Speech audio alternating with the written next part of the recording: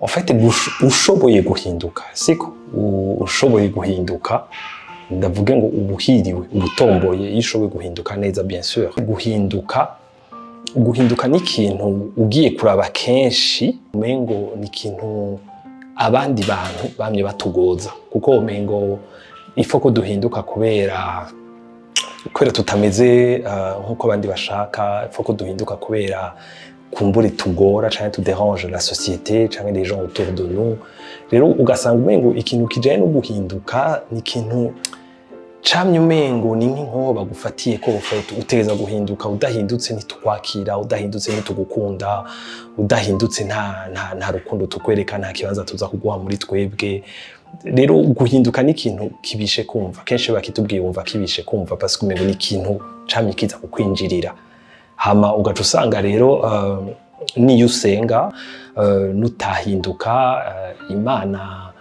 ntizokugirira ibi nibi rero ugaca usanga guhinduka camye kimeze nk'inkoho badufatira ko ufete ariko mu bisanzwe guhinduka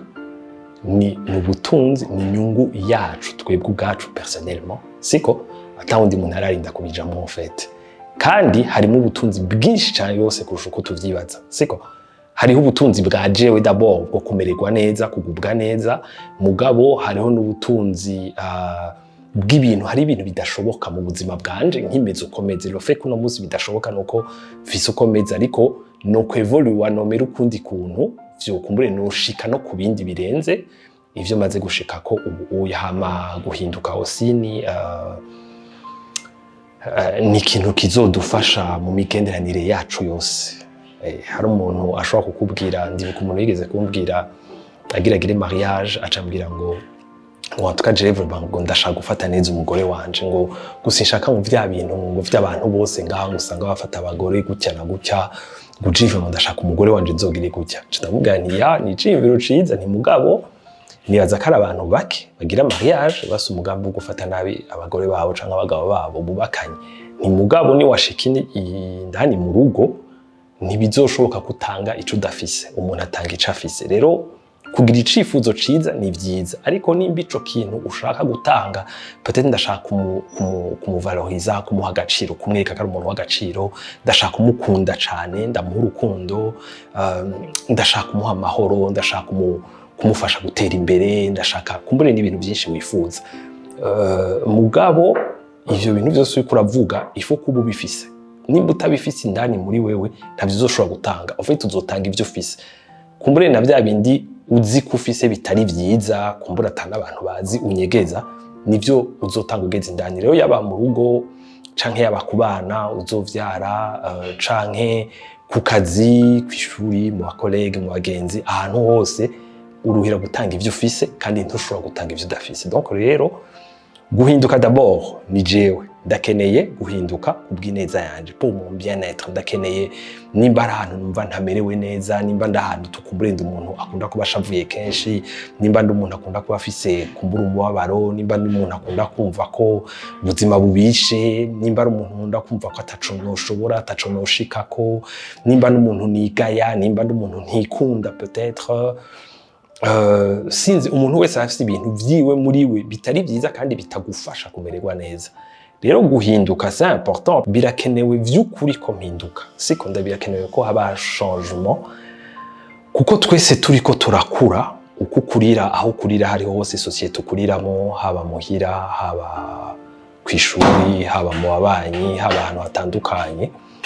en fait ahantu hose ukurira hari ibintu byinshi kumbure bagenda baratunga urutoki kuri wewe badakunda canke bitari vyiza canke ari ukuntu bakugora mu buryo bumwe canke ubundi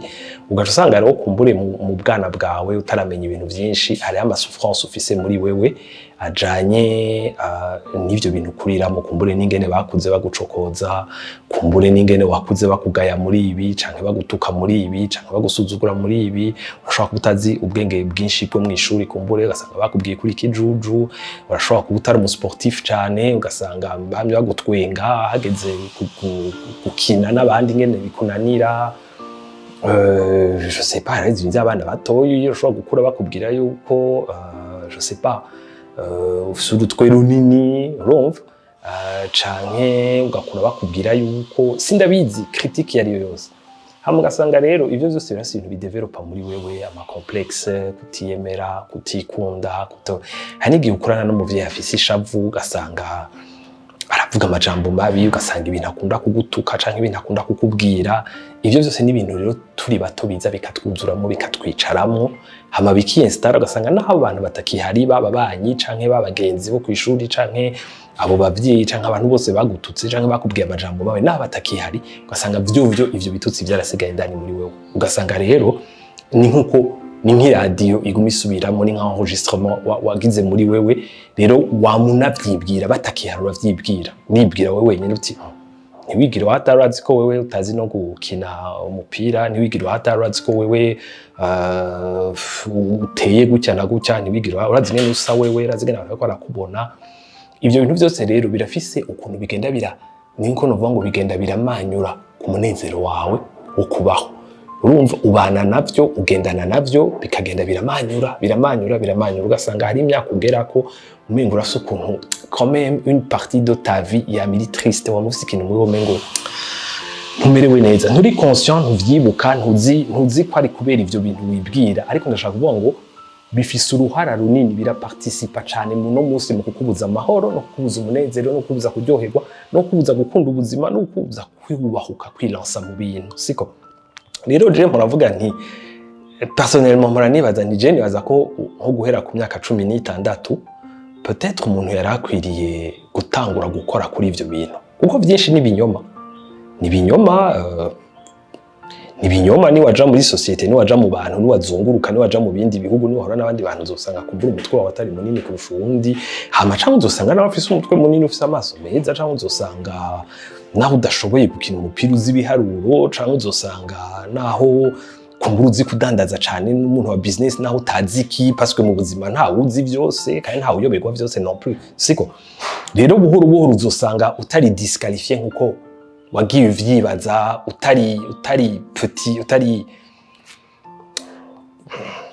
uwo gutabwa utari uwo kwekarta uzosanga na wewe urafise ivyiza vyawe na wewe uri digne urabereye kuronka ivyiza nawe urabereye gukundwa nawe urabereye kwitabwaho nawe urabereye kuronka inshuti kuronka abagenzi na wewe urabereye siko ivyo bintu bakubwiye bikugumamwo bikakumvisha yuko utabereye ariko vy'ukuri urabereye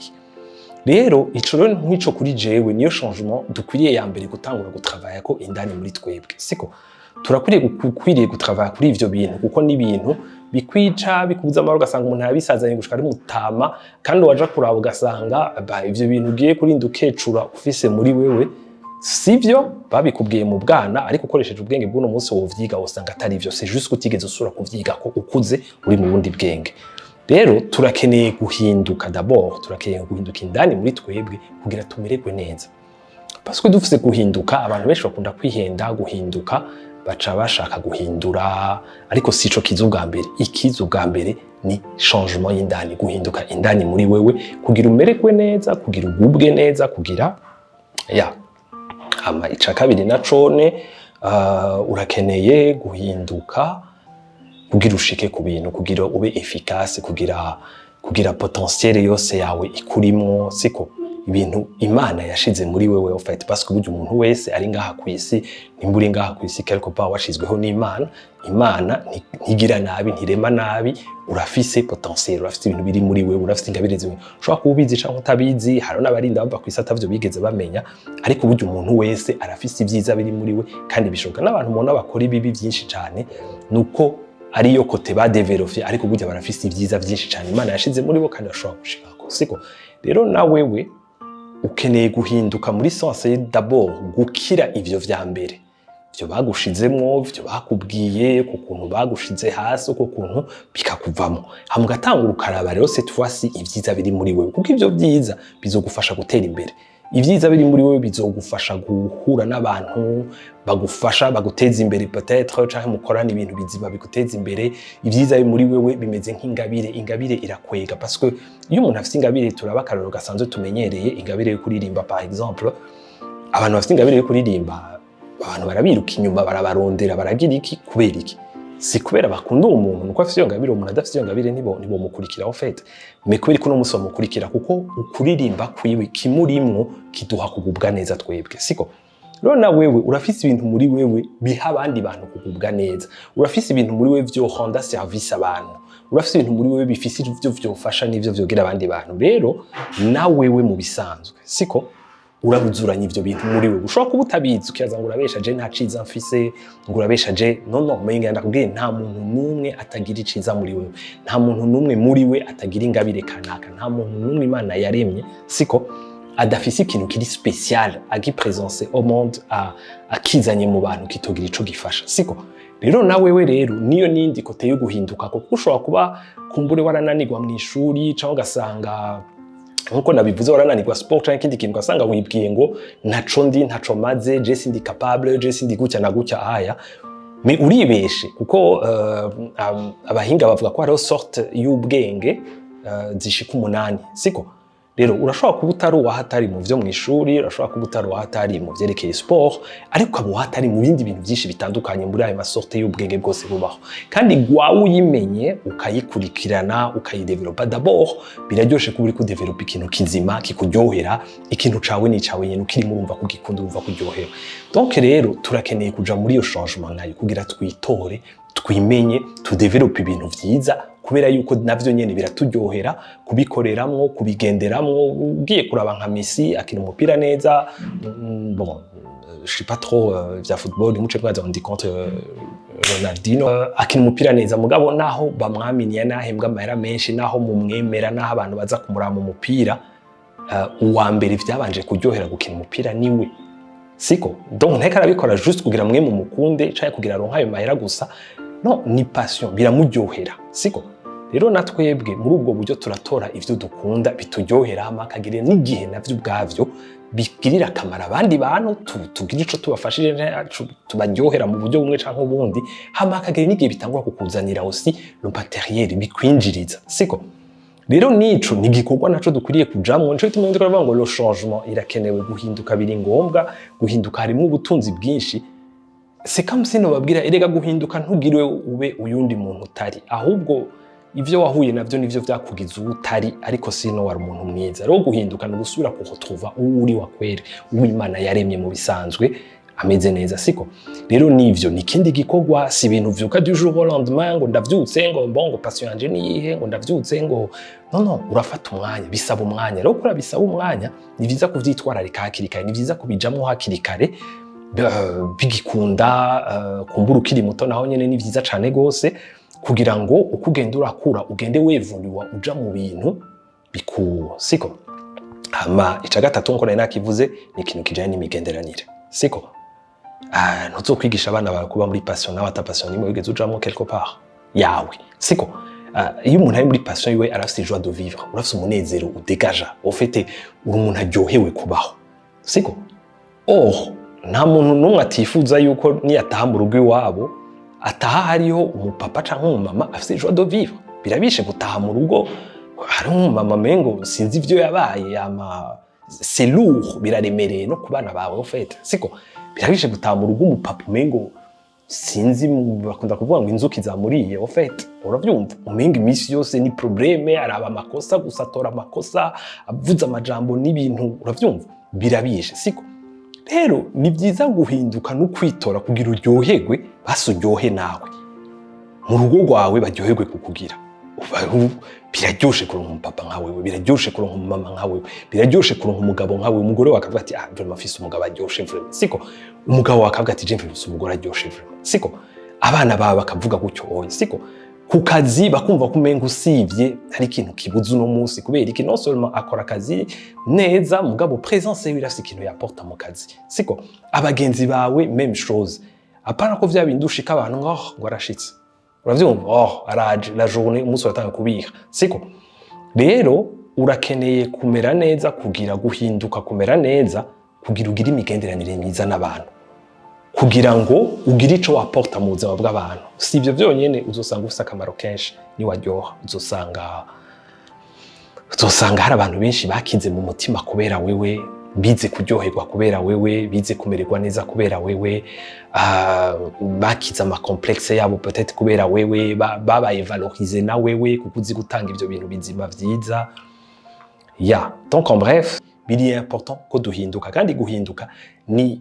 ndavyite ngo ni ikintu duteza kukijamwo à partir d'aujourd'hui, à partir de maintenant. Faut pas ugishira plus tard. À partir d'aujourd'hui, ukibaza ico ukwiriye gukora kugira ibintu bigende neza, kugira wevolue, kugira avance, biri important. Kubera yuko uko uteba guhinduka positivement ni kugenda uraja mu kinogo kurusha ugenda uraba mubi peut-être. Siko?